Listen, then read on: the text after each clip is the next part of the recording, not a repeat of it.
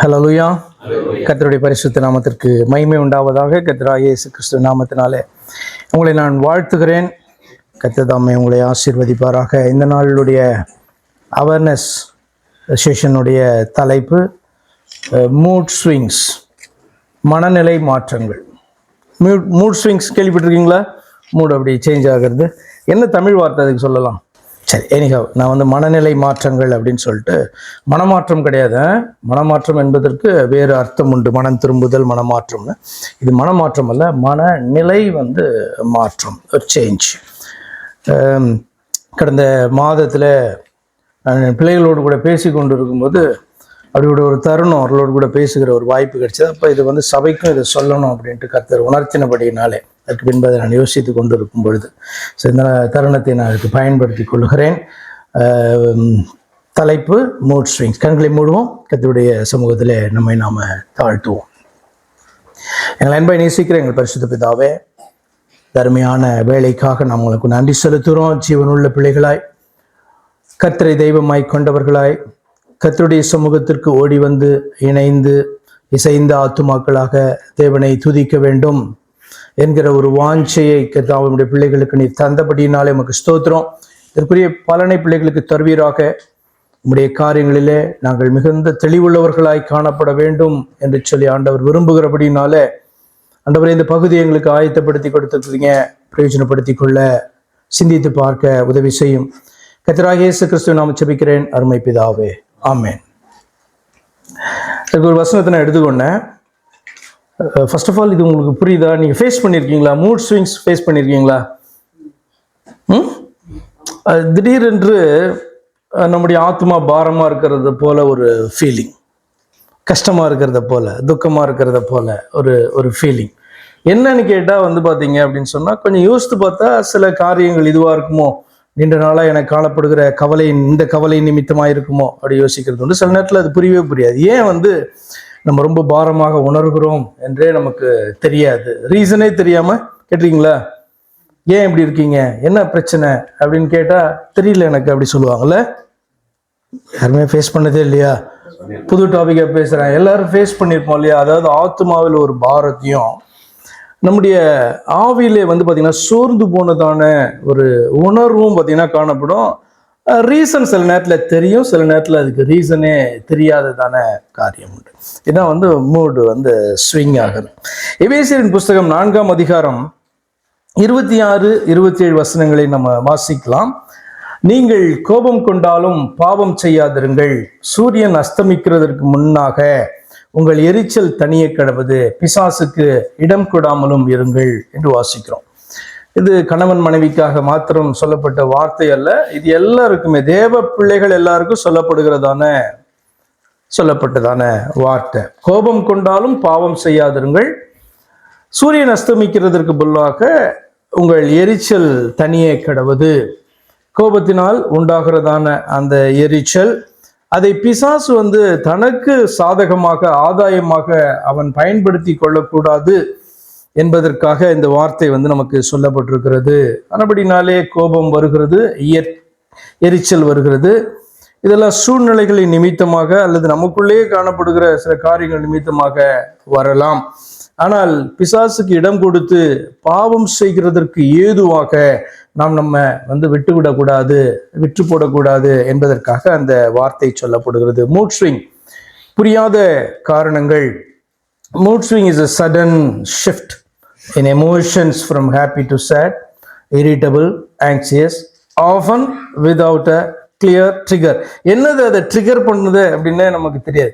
குறிப்பிட்ட இந்த கவலை அதை ட்ரிகர் பண்ணுச்சா அப்படின்னு சொன்னா பரவாயில்ல, என்ன பண்ணலாம், ஈஸியா ஜெபிக்கிறதுக்கு எல்லாத்துக்கும் பிரயோஜனமா இருக்கும். ஆனா என்னன்னே தெரியல அப்படின்னு சொன்னா, திடீரென்று மனதில் தோன்றுகிறதான பாரம், துக்கம், எரிச்சல், பதட்டம் போன்ற உணர்ச்சிகளினாலே ஏற்படுகிற அந்த ஸ்டெபிலிட்டி, மனநிலை பார்த்தீங்கன்னா கொஞ்சம் நேரத்துக்கு அப்படியே வித்தியாசமா காணப்படுது இல்லையா?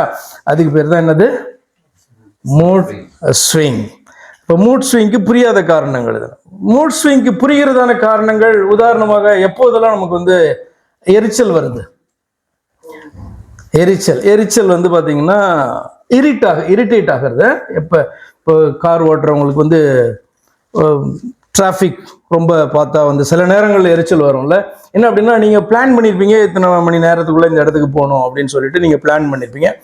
அன்னைக்கு பார்த்து வந்து டிராஃபிக் வந்து ரொம்ப மோசமாக காணப்படும். அங்கங்கே குழியை வெட்டி வச்சுருப்பாங்க, ரோடை பிளாக் பண்ணியிருப்பாங்க. உங்களுக்கு வந்து பார்த்தீங்கன்னா திடீரென்று சடனாக அடுத்த நாள் நீங்கள் பிளான் மாற்றிடுவீங்க, டைமை மாற்றிக்குவீங்க. ஆனால் அதை பார்க்கும்போது உங்களுக்கு எரிச்சல் உண்டாகும்.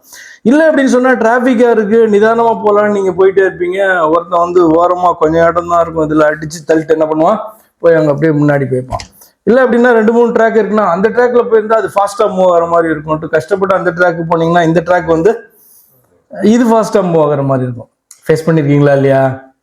எரிச்சல் ஏன் வரும் அப்படின்ட்டு சொல்கிறேன். பார்க்கிங்க்கு வந்து இடமே கிடைக்காது, கஷ்டப்பட்டு சுற்றிட்டே வருவீங்க, ஒரு இடத்த பார்த்துட்டு போவீங்க. அப்போ தான் வந்து டக்குன்னு ஒருத்தன் வந்து சர்றன்னு வந்து முன்னாடி வந்து ஃபேஸ் பண்ணியிருக்கீங்களா? நிறைய பண்ணியிருக்கீங்க போலல்ல. எரிச்சல் வந்து பார்த்தீங்கன்னா நமக்கு உண்டாகும். குளிர்காலம், வீட்டில் இருக்கீங்க, ஒரு பாத்ரூம் தான் இருக்குது, ஒரு ஹைசர் தான் இருக்குது, இல்லை ரூமில் இருக்கிறீங்க, 3-4 பேர் இருக்கிறீங்க, எல்லாரும் கொஞ்சம் கொஞ்சம் ஷேர் பண்ணி குளிக்கணும். ஆனால் ஒருத்தர் வந்து பார்த்தீங்கன்னா நல்லா ஜாலியாக இருக்கும், ரொம்ப நேரம் உட்காந்து ஃபுல்லாக ஹாட் வாட்டர் எல்லாத்தையும் ஃபினிஷ் பண்ணிட்டாருன்னா நீங்கள் போனீங்கன்னா சில்லுன்னு இருந்தால் அவங்களுக்கு என்ன இருக்கும்? கொஞ்சம் எரிச்சல் வருமா வராதா? இல்லை பரவாயில்லன்னு நினைப்பீங்களா? அப்போ எரிச்சல் வருகிறதுக்கு பல காரணங்கள் உண்டு. இதெல்லாம் புரிகிறதான காரணங்கள் நமக்கு இல்லையா? அப்போ அதை வந்து ஈஸியாக நம்ம ஃபேஸ் பண்ண முடியும், அட்ஜஸ்ட் பண்ணிக்க முடியும். நம்மை சுற்றி உள்ளவர்களுடைய அந்த எதிர்பார்ப்புகளுக்கு, நம்முடைய எதிர்பார்ப்புகளுக்கு ஏற்ப நம்ம சுற்றி இருக்கிறவர்கள், நமக்கு அன்பானவர்கள் நடக்காத போது வந்து பார்த்தீங்கன்னா எரிச்சல் உண்டாகிறது உண்டா? நம்ம வந்து பார்த்தீங்கன்னா நீங்கள் வந்து கீழே சிந்தாமல் சாப்பிட்ற டைப்னு வச்சுக்கோங்களேன். நீங்கள் கீழே சிந்திட்டு சாப்பிட்றவங்கள பார்த்தா உங்களுக்கு என்ன ஆகும்? கொஞ்சம் இரிட்டேட் ஆகும்ல. நீங்கள் வந்து கீழே விழுந்து சிந்தனத்தை வந்து பார்த்தீங்கன்னா ப்ராப்பராக எடுத்து திரும்பவும் போடுற டைப்பாக இருக்கலாம். இன்னொருத்தர் வந்து பார்த்தீங்கன்னா அதெல்லாம் கண்டுக்கவே மாட்டாங்க, ரொம்ப கூலாக இருப்பாங்க. அதை பார்க்கும்போது உங்களுக்கு எரிச்சல் வருமா இல்லையா? சில நேரத்தில் உள்ள திட்டுவீங்க, என்ன ஜென்மம் இது அப்படின்னு சொல்லிட்டுல. இப்போ இப்படி வந்து பார்த்தீங்கன்னா நிறைய பிள்ளைங்க வீட்டில் இருக்கிறாங்க, அவங்க வந்து பார்த்தீங்கன்னா ஒரு இஷ்டமானதை ஃபாஸ்ட்டாக சாப்பிட்ருவாங்க. சில பிள்ளைங்க வந்து வச்சு கடைசியில் தான் சாப்பிடுவாங்க. சில நேரத்தில் அதை எடுத்துகிட்டு போய் அந்த பீஸை எங்கேயாவது வச்சுருப்பாங்க. இந்த பக்கம் இருக்கிற அண்ணனோ தம்பியோ என்ன பண்ணுவாங்க, அதை எடுத்து சாப்பிட்டு போயிட்டாங்க அப்படின்னு சொன்னால் வந்து பார்க்கும்போது அந்த சாக்லேட்டோ அதுவோ இல்லைன்னா எப்படி இருக்கும்? பயங்கர ஒரு எரிச்சல் வந்து உண்டாகுமா உண்டாகாதா? டாய்லெட் போயிட்டு வரீங்க, நீங்கள் நீட்டாக தண்ணி ஊற்றிட்டு வருவீங்க, ஆனால் வந்து பார்த்தீங்கன்னா நீங்கள் எதிர்பார்க்குற மாதிரி இன்னொருத்தர் வந்து நடக்கலை அப்படின்னு சொன்னால் எரிச்சல் வருமா வராதா? இப்படி இதெல்லாம் வந்து பார்த்தீங்கன்னா புரிகிறதான காரியங்கள். ரொம்ப சிம்பிளாக என்ன அப்படின்னு சொன்னால், அந்த சூழ்நிலைகள் அல்லது நம்ம கூட இருக்கிறவங்க நம்மளுடைய அந்த ஃப்ரீக்வன்சியில் இல்லைன்னு வச்சுக்கோங்களேன், என்ன வேணும்?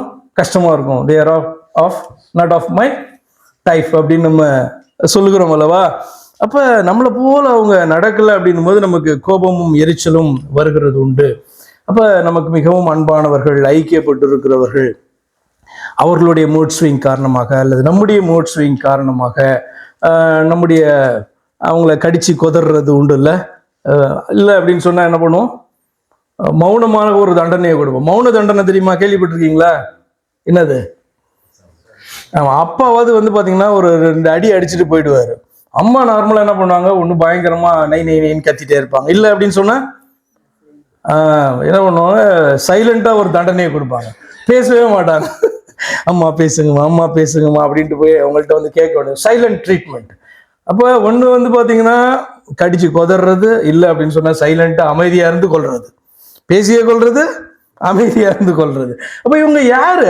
நமக்கு ரொம்ப நெருக்கமானவங்க, ரொம்ப அன்பானவர்களாக காணப்படுகிற அவர்கள் நம்முடைய அந்த மூட் சேஞ்சினால அல்லது அவர்களுடைய மூட் சேஞ்சினால மற்றவர்களை வந்து பார்த்தீங்கன்னா பாதிக்கிற அளவுக்கு நடந்துக்கிறத வந்து பார்த்தீங்கன்னா நம்ம பார்க்குறோம். அதை குறித்து தானே ஒரு அவேர்னஸ் தான்.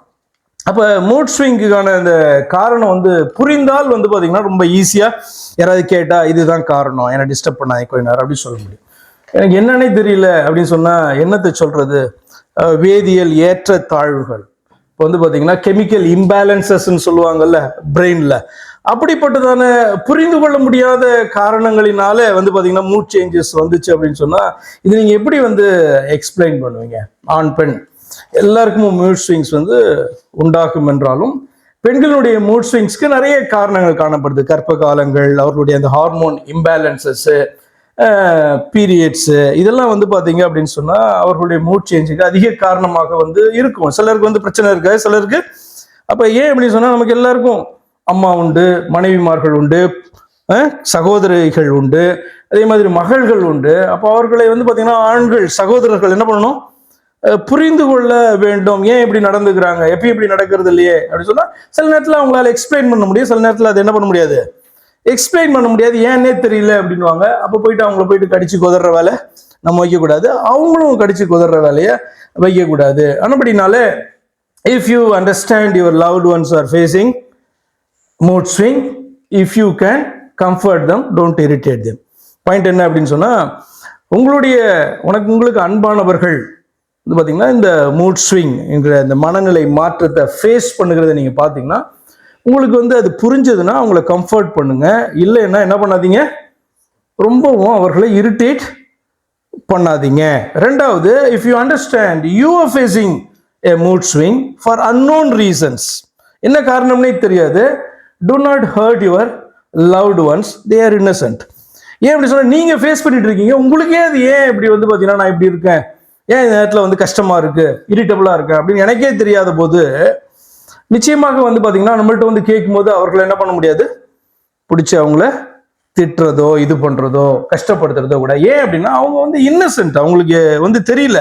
என்னன்னா அன்பாய் நேசிக்கிற கணவனோ மனைவியோ பிள்ளைகளோ தகப்பனோ தாயோ சகோதரனோ சகோதரியோ அந்த முகம் வாடி இருக்கும் பொழுது அவர்கள் வந்து பார்த்தீங்கன்னா நார்மலாக உதவி செய்யறதுக்காக தான் கேட்பாங்க, அவங்கள என்ன பண்ணக்கூடாது, கஷ்டப்படுத்தக்கூடாது. மூன்றாவது point, if you understand you are facing mood swing even for any reason, beware, you are not an animal.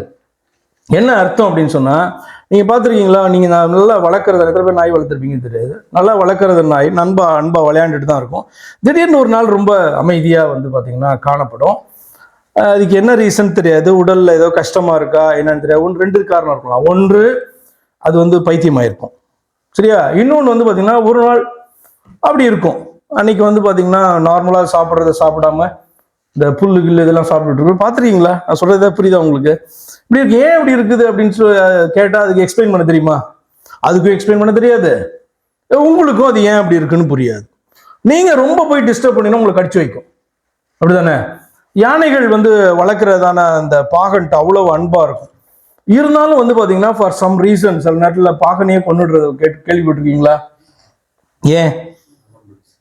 ஏதோ பிரச்சனை, மதம் பிடிக்கணும்னு உங்களுக்கு வந்து நிறைய நாலேஜ் இருக்கிறதுனால கண்டுபிடிச்சிருக்கீங்க, ஏதோ ஒரு காரணம் இல்லையா? அது வந்து பாத்தீங்கன்னா நார்மலா அன்னைக்கு வந்து இல்லை, அல்லது ஒரு பீரியட்ல வந்து அது நார்மலா இல்லை. அந்த டைம்ல வந்து பாத்தீங்கன்னா தனக்கு அன்பான அவ்வளவு நேசிக்கிறதான ஒரு பாகனையை போட்டு மிதிச்சு கொண்டுடுது. அப்போ முதலாவது இந்த மனநிலை மாற்றம் அல்லது மூட் ஸ்விங்ஸை நம்ம ஃபேஸ் பண்ணும்போது ஒரு காரியம் நமக்கு ஞாபகம் வரணும், நாம வந்து யாரு, மிருகங்கள் கிடையாது அப்படின்றது மனதில் நாம வைக்க வேண்டும். அப்படி இருந்தால் என்ன பண்ண மாட்டோம், நம்ம மற்றவர்களை ஹர்ட் பண்ண மாட்டோம், இந்த காரியத்தை புரிந்து கொள்வோம். You are the child of God, நம்ம தேவ பிள்ளைகளா இருக்கும். தேவன் ஒருபொழுதும் வந்து பாத்தீங்க அப்படின்னு சொன்னா மற்றவர்களை அவசியம் இல்லாம கடிந்து கொள்ள மாட்டார், ஹர்ட் பண்ண மாட்டார். நம்புறீங்களா இல்லையா? இப்ப நான் சொன்னேன் இல்லையா, சந்தோஷம், துக்கம், பதட்டம், இப்படிப்பட்டதான காரியம், எரிச்சல், கோபம், இதெல்லாம் தேவனுக்கு உண்டா அப்படின்னு சொன்னா உண்டா இல்லையா? தேவனுக்கு உண்டு. தேவனுக்கு கோபம் வரும், எரிச்சல் வரும், துக்கம் வரும், வருத்தம் வரும். ஆனா என் மேல இருக்க துக்கத்தை அவர் வந்து உங்கள்கிட்ட காமிக்க மாட்டார்ல, உங்க மேல இருக்க கோபத்தை அவர் என்கிட்ட காமிக்க மாட்டார் இல்லையா? நம்ம எல்லாம் விழுந்து போனதான ஜனங்கள், ஆனாலும் கூட தேவனால் உண்டாக்கப்பட்டதான ஜனங்கள் அல்லவா?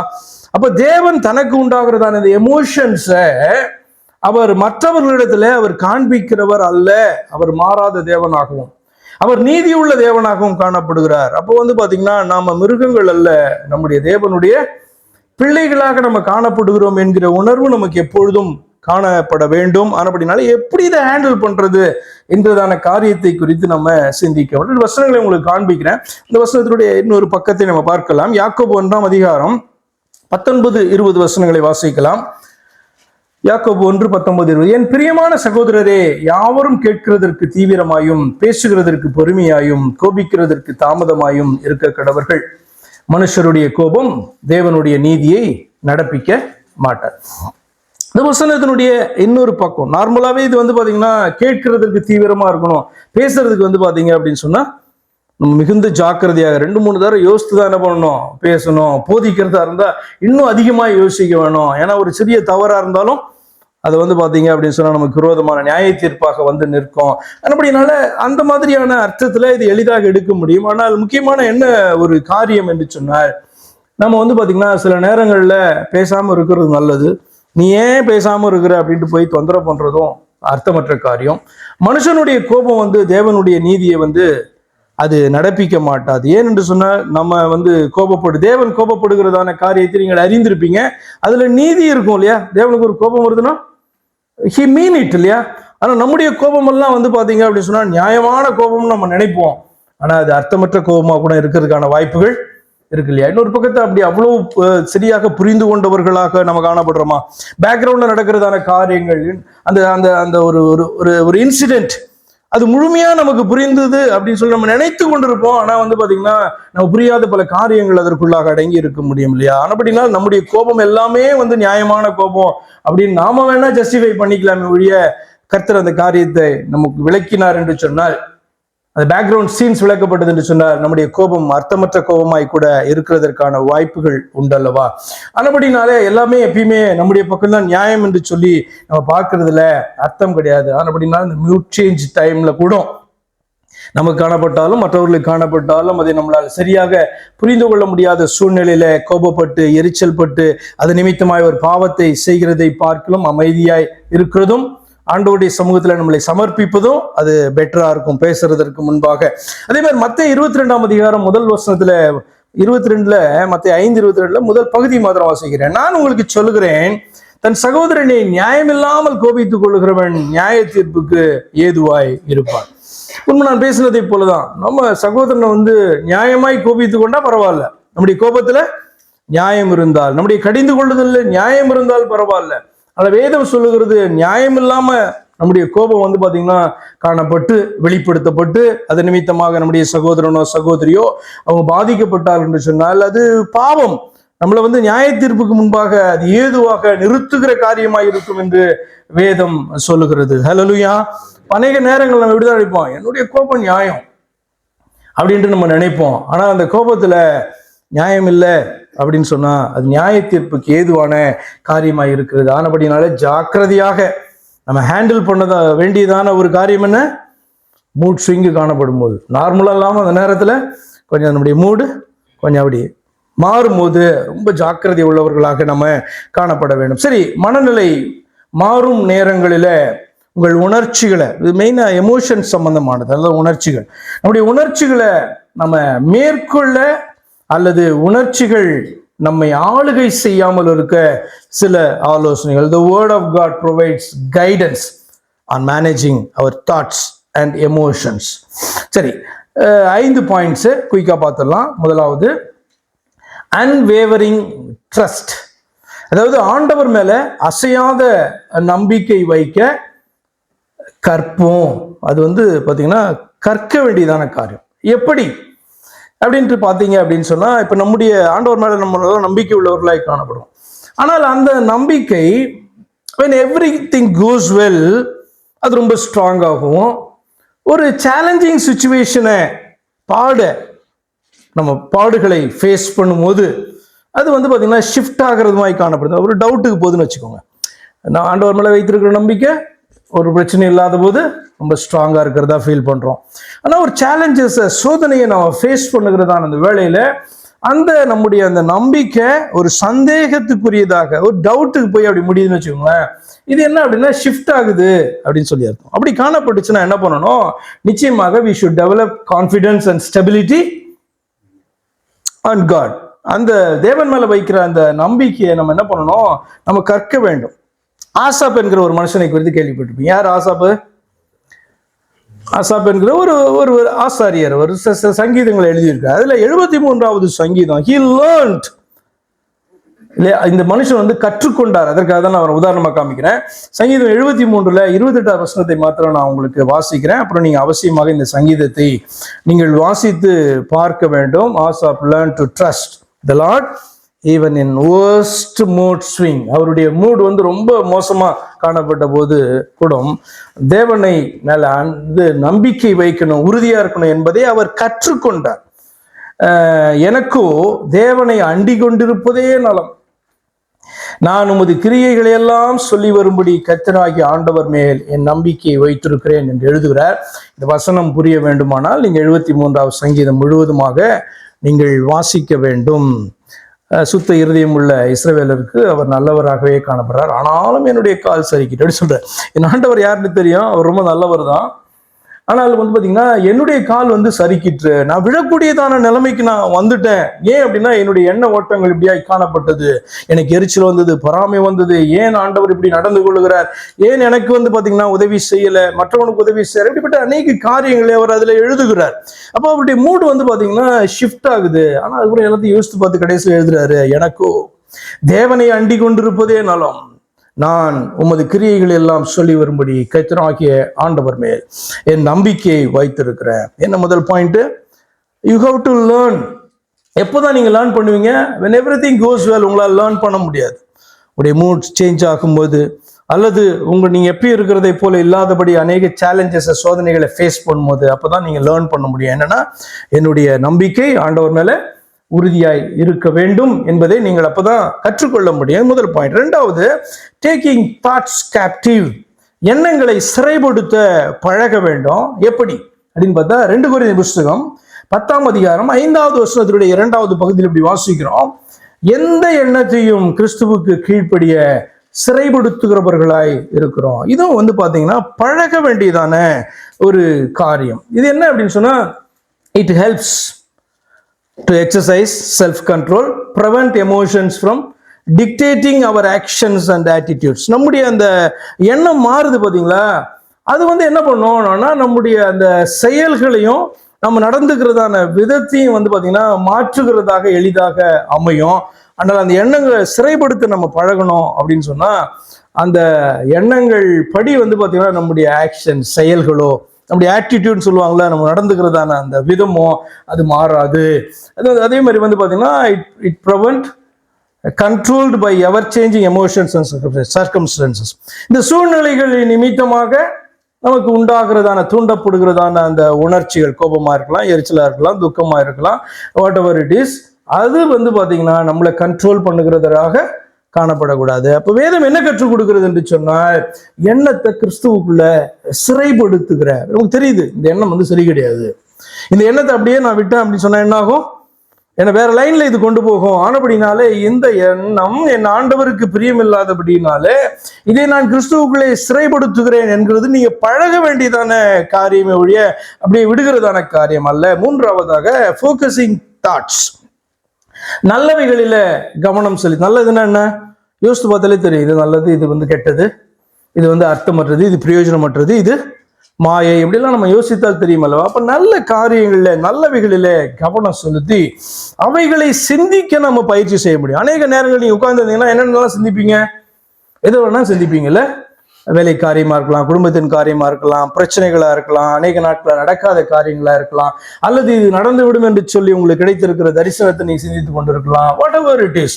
அப்ப அந்த காரியங்களை நீங்க ஃபோக்கஸ் பண்ணி சிந்திக்கும் பொழுது அவைகள் வந்து பாத்தீங்கன்னா பிரயோஜனம் உள்ளதா இருக்குதா, அக்செப்டபிளா இருக்குதா என்று சொல்லி சிந்தித்து பார்க்க வேண்டும். பிலிப்பியர் 4ஆம் அதிகாரம் 8வது வசனத்தில் இப்படி வாசிக்கிறோம். பிலிப்பியர் 4:8, உண்மை உள்ளவைகள் எவைகளோ, ஒழுக்கம் உள்ளவைகள் எவைகளோ, நீதியுள்ளவைகள் எவைகளோ, கற்புள்ளவைகள் எவைகளோ, அன்புள்ளவைகள் எவைகளோ, நற்கீர்த்தி உள்ளவைகள் எவைகளோ, புண்ணியம் எதுவோ, புகழ் எதுவோ, அவைகளையே சிந்தித்து கொண்டிருங்கள். இது வந்து வேதம் கொடுக்கிறதான ஒரு ஆலோசனை.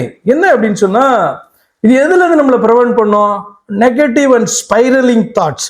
இப்போ வந்து பாத்தீங்க அப்படின்னு சொன்னா ஒரு எதிர்மறையான எண்ணங்கள், அல்லது வந்து பாத்தீங்கன்னா ஒரு சுழற்சியில சிக்கி அப்படியே டீப்பா கொண்டு போகிற மாதிரியான எண்ணங்கள்ல இருந்து நம்மளை பாதுகாக்கிறதுக்கு இது பிரயோஜனப்படும். நான் என்ன எதனால நான் இப்ப பாதிக்கப்பட்டிருக்கேன், ஏன் இவ்வளவு கவலை, ஏன் இப்படி நெகட்டிவ் தாட்ஸா எனக்கு வந்துட்டு இருக்கு திடீர்னு அப்படின்னு பார்க்கும் பொழுது வேதம் சொல்லுகிறது, இது சரியா, இது ஏதாவது பிரயோஜனமா அப்படின்னு நீ சிந்தித்து பார்த்து என்ன பண்ண வேண்டும், எது அவசியமோ அதை சிந்திக்க ஆரம்பி.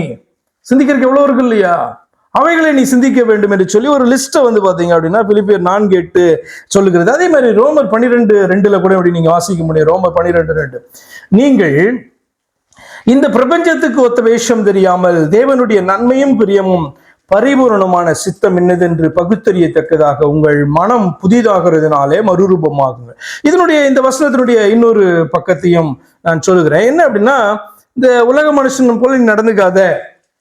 உலக மனுஷனை போய் உலக மனுஷன் என்ன பண்ணுவான், அவனுக்கு வந்து பார்த்தீங்கன்னா வேதம் வந்து இப்படிப்பட்டு கற்றுக் கொடுக்குற காரியங்கள்லாம் வந்து அவனுக்கு தெரியாது. அவன் ஈஸியாக வந்து பார்த்தீங்கன்னா அந்த ஃப்ளோவில் அவன் போகிறேன் அப்படின்னு சொல்லிட்டு பார்த்தீங்கன்னா தன்னை ஏமாற்றி கொண்டு அவன் காணப்படுகிறவனா இருப்பான். நீ அப்படி போகாம எது வந்து பார்த்தீங்கன்னா தேவனுக்கு வந்து அக்செப்டபுளாக காணப்படுது, எது குட்டோ அவைகளை குறித்து நீ என்ன பண்ணு, ஃபோக்கஸ் பண்ணு அப்படி சொல்லுது.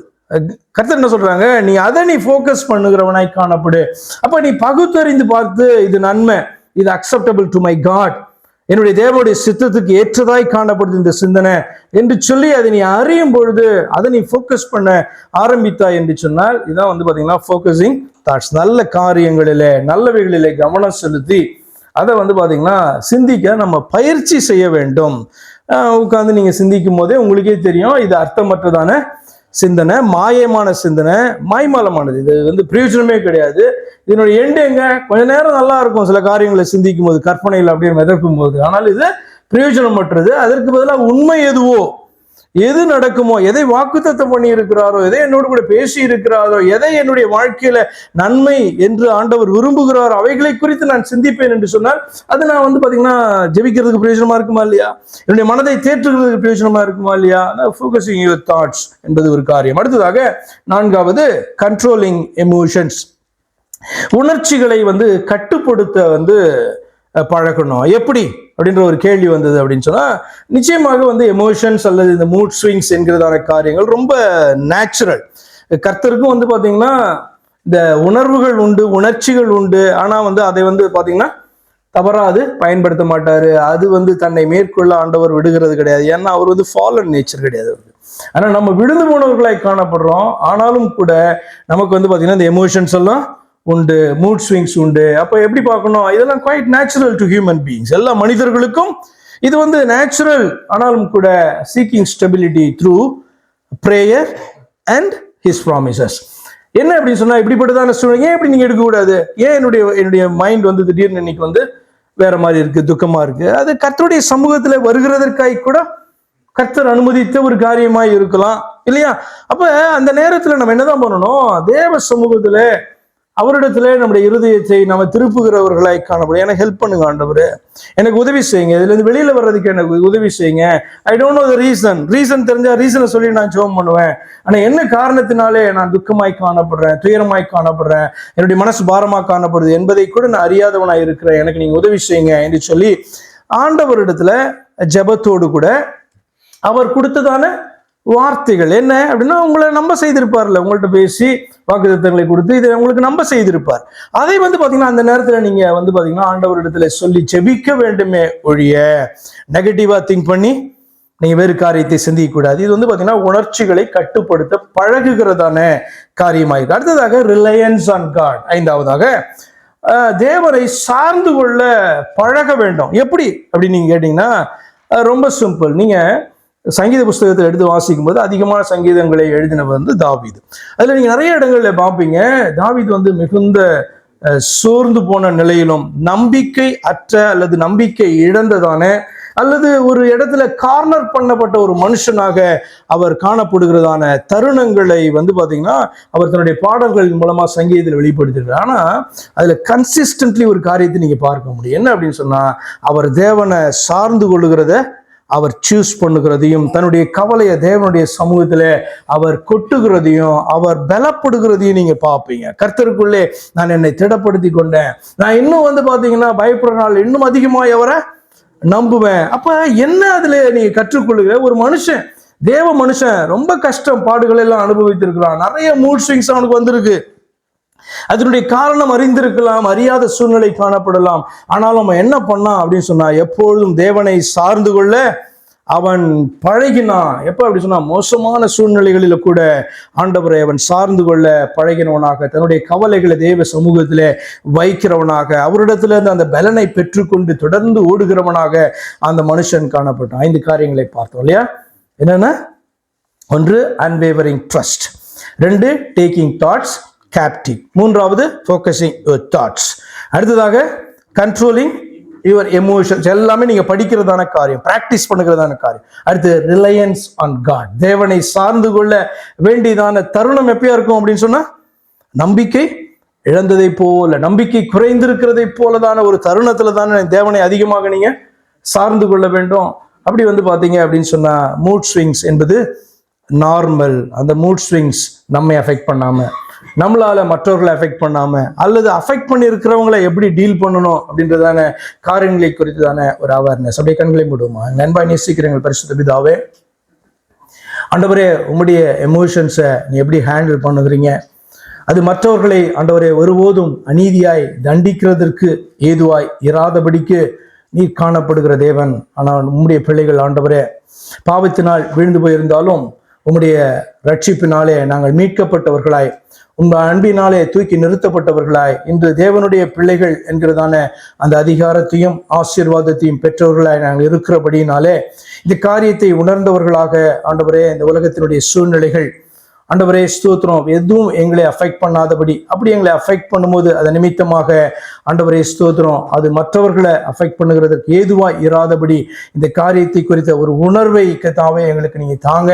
அந்த நேரத்தில் கர்த்தருடைய வாக்குத்தத்தங்களை நினைவு கூறவும், ஆண்டவரே நேரான காரியங்களை சிந்திக்கவும், உண்மை உள்ளவர்களை யோசித்து பார்க்கவும், ஆண்டவரே ஜெபத்திலே கர்த்தருடைய சமூகத்திலே ஆண்டவரே ஒப்பு கொடுக்கவும் தக்கதாக உடைய பிள்ளைகளாக எங்களுக்கு உதவி செய்வீராக. இதெல்லாம் பழக வேண்டிய காரியங்கள், கற்றுக்கொள்ள வேண்டியதான காரியங்கள், பயிற்சி செய்ய வேண்டியதான காரியங்கள் என்றெல்லாம் ஆண்டவர் கற்றுக் கொடுத்தீங்கப்பா. இந்த வேலை பிரயோஜனமாய் இருப்பதாக கர்த்தராகிய இயேசு கிறிஸ்துவின் நாமத்தில் ஜெபிக்கிறோம் அருமை பிதாவே, ஆமென்.